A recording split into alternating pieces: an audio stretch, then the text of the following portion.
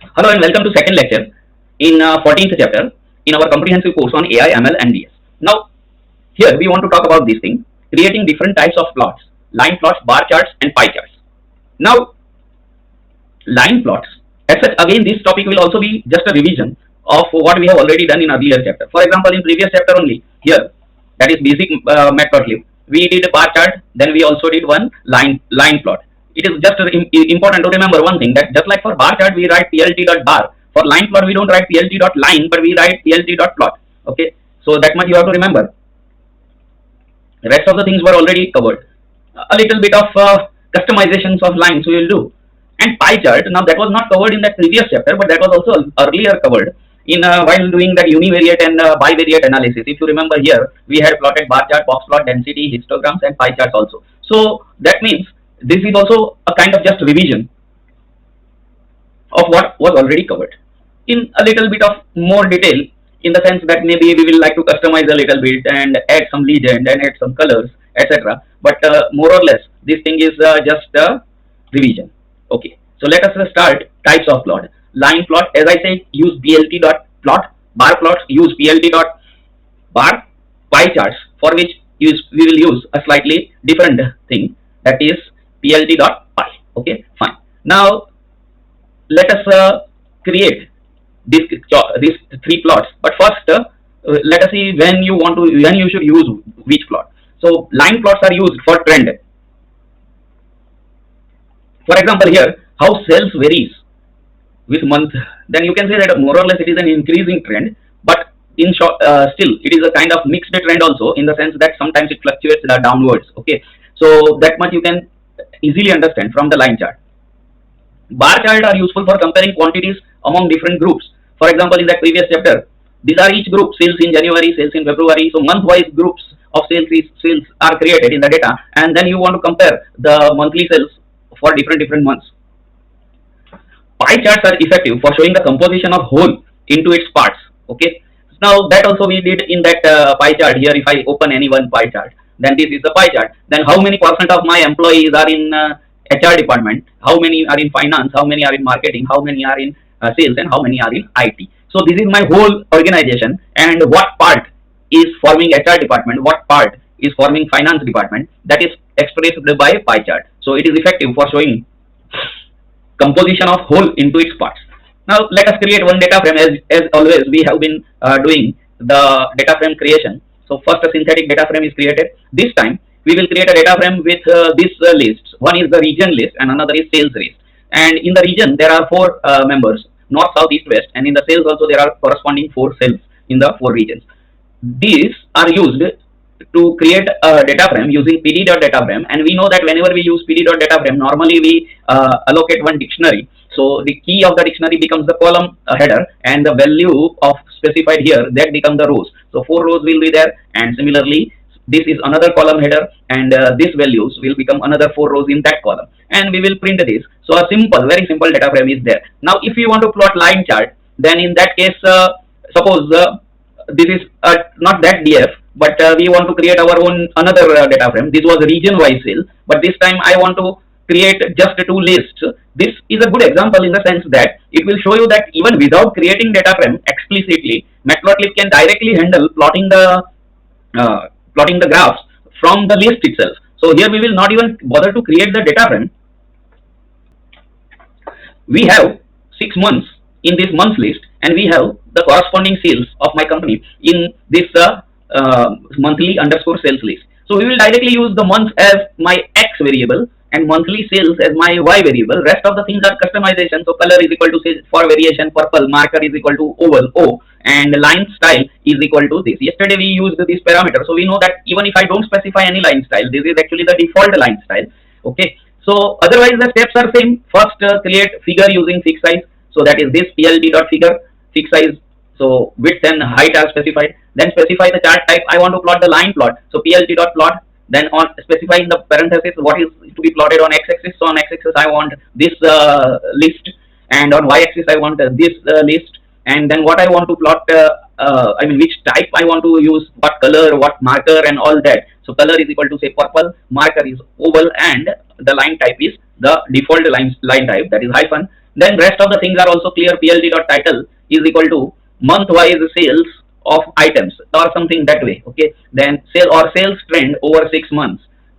Then PLT dot X level is equal to month. PLT dot Y level is equal to sales, and PLT dot legend is equal to I think legend is not required in this case because there is only 1 month, one performs sale. But suppose this is months for company A, and similarly it would be given months for company B. Okay, and or other sales, monthly sales for product A and monthly sales for product B. So at that time I could plot both of these on the same graph paper, but at that time legend would be required. So here legend is not required, so it is an optional thing. And show the grid or hide the grid. Then suppose I want to show the grid. So PLT dot grid, and in parentheses we write true, and then finally show the plot. So PLT dot show.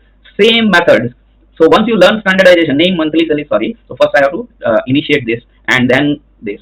So this is a very simple linear graph. Every time it is not necessary that sales will vary linearly, but if this kind of graph is obtained, you can say be sure that the trend is definitely upwards and there is no seasonal element, or that means there is no fluctuating or mixed trend seen anywhere. That as I move from January to June, the sales of this product is continuously increasing from 100 units to 350 units. So this product seems to be a new entrant in my product portfolio, and it is the trend so far clearly shows that it is going to be a hit product. Okay, so that much is clear. Now this is for the previous graph, actually previous data frame. So that means this I should take down.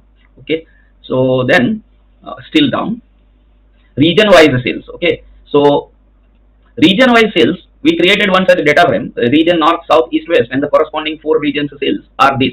Now we want to create a plot for that, and this time suppose I want to create bar plot, because the trend etc., that is line plot, that is useful when some element of time is involved. So say here time increases from January to February like that. But if regions are there, now here there is no element of time on x-axis. So then you can say that these are actually groups that I am simultaneously, this is the sales data for a given month, say January only. So trend is not applicable here because it is the same month, but in same month I have sold these many units in this region, these 250 units in this region. So now I want to display that. So obviously at that time I am displaying different groups at the same time. So bar chart is more suitable for displaying that kind of information. So steps remain same. Create figure. So I will create PLT dot figure, and inside fig size a parameter with a tuple giving the width and the height of my figure. Then PLT dot chart type. So it is PLT dot bar. In on x-axis I will write DF regions in quotes, right? So DF regions in which region, that is the quote, because my column is named that way. So that is my quote here, it is region. Then DF regions, that is the whole data frame is named DF regions, and it's which column, then on y-axis it is a sales column, right? And then color, so sky blue or whatever you want to write, red or blue. So that much is, this is actually the slightly difficult or slightly longer step. Once you specify your chart type, then the rest of the steps are very easy. PLT dot title, you can write that region wise sales, or then sales by region, like that. Then PLT dot X label, so you will write a region. PLT dot Y label, so you will write sales unit in unit.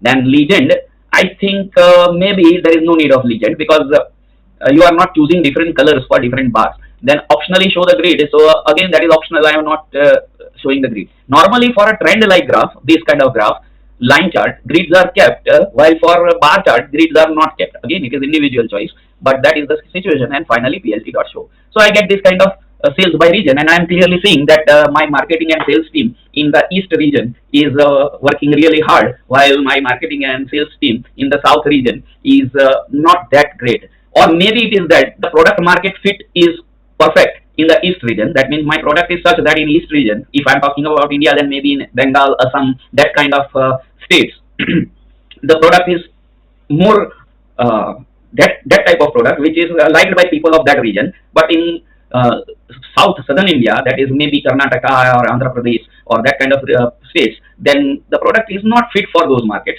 So either I can, if my sales team is found wanting, then I can reprimand them, or if I need to modify the product, I can modify my product to suit the test. Okay, product to increase product market fit.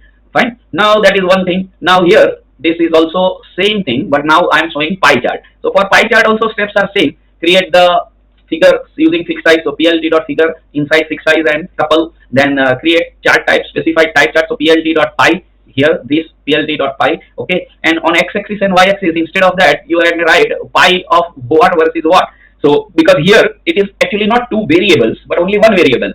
If you see the pie chart, you will understand, yes, this pie chart or maybe this pie chart, the variable is only one, that what is the proportion of employees in entire firm, okay. So here the my variable is sales, and labels of the four region, that will be the region column, whatever are the labels. So the labels would be this, and that means labels would be north, south, east, west.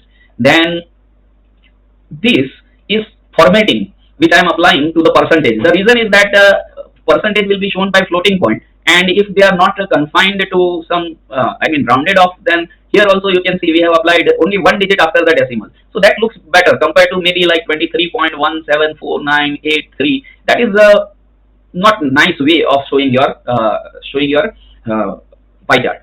And straight line, sorry, start angle is 140. So where your first region will start, that also you can specify very clearly, that my first region north will start at this angle 140. You can specify any other angle, and you can specify the color of four region: gold, light green, light coral, light sky blue, etc. Now these colors are just trial error. I mean, if you try different colors, and if they do not are not from the specified available color for the plt.py, then it will throw error, and therefore it will show that this choice, suppose I write some magenta color. Now if magenta is not available, then I will get an error that color magenta is not possible. However, possible colors are this, and these, or some other values will be listed, so I have to choose from that.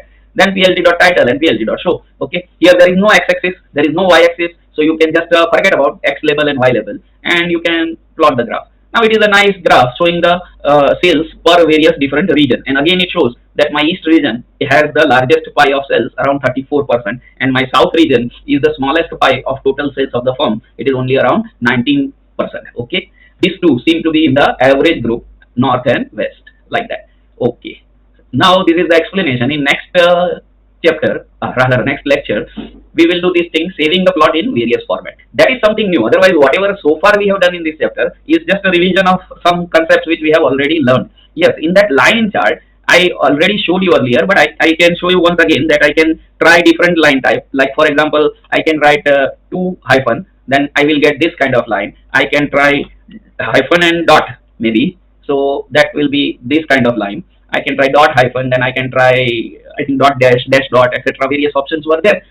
If I try something this way, then I know that it will not work and it will show the error. But with the error message is very helpful, because it will show me that these are the valid values. So you don't use any value, but would just use one of the values from here. That is what the error message is telling me. So I cannot use asterisk, and I come back to my this original line style. Okay, I can even delete this line style argument altogether, because hyphen line style, that is the default line style, and still you will see that we will get the same graph when I execute this save. So same graph is obtained, correct? So line style, if you don't specify anything, then it will plot a usual line, right? But you should know that other options are there. Thereafter, you can just tell your AI assistant that plot the graph of this. I have this data frame or these two lists, months and monthly sales, and give me a code, Python code using Matplotlib library to plot a line chart of month-wise sales, and use the line style as the hyphen, marker is equal to oval, and color is equal to purple, and it will give you this code within just a fraction of second. So that is a big relief for someone who wants to learn data science, because earlier the load of learning programming language itself was a lot, and then the load of learning data science, was a lot. Here we can see that total there are 30 chapters around, and we are already in 14 chapters, so some people may become happy that we have already covered around 50% of the portion. But no, you can see the size of these chapters, a few KB like that. And even these which are larger, they are larger because of this diagram size. Now compared to that, starting from chapter 30, 31, if you see the size 8.5 MB, okay, then sorry, this is not that one, but maybe 31, then 32, 33, where are they? Because I think that they are still missing here, but I have them ready. So okay, 29, 2.8 MB, 28, not 30, 31, sorry. So the real data science starts from somewhere chapter 21, 22, and all those chapters are pretty large. Okay, discussion is also conceptually also heavy discussion, and lengthwise also they are big. So at that time, if you have to learn programming again, from scratch, that was a big burden for someone who wants to learn data science. So that burden has been removed by AI tools. Anyway, in next chapter, next lecture, we will do this thing, saving plots in various formats. As such, we saved the plots in that univariate and bivariate analysis, but they're only as an image. But you can save the plot in different format like PDF or SVG file or EPS, other type of image format. Okay, so we will see how to do that, and you can even control the resolution of the saving. Okay, so that we will see in next chapter. That would be the last lecture, and thereafter these exercise questions, they are also same A part, B part, and C part questions, just like we have discussed A section, B section, and C section in our lectures. So exercise you will do. Thank you, and see you in the next lecture.